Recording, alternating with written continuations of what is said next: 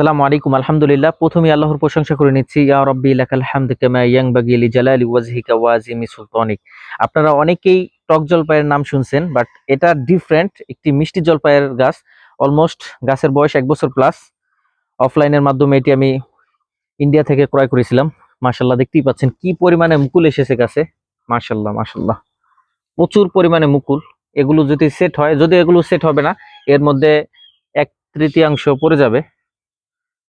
দেখতে পাচ্ছেন কি পরিমাণে মুকুল আসছে, মাশাআল্লাহ।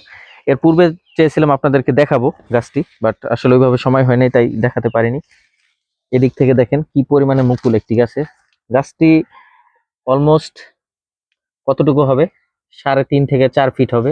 বাট কি পরিমাণে মুকুল। ওই পাশেই রয়েছে আরেকটি টক জলপাই, সেটিতেও মুকুল আসছে, সেটিও আপনাদেরকে দেখাবো, সাথেই থাকুন। দেখতেই পাচ্ছেন টক জলপাইয়ের গাছটি, এটা তো হিউজ পরিমাণ মুকুল আসছে, মাশাআল্লাহ আলহামদুলিল্লাহ।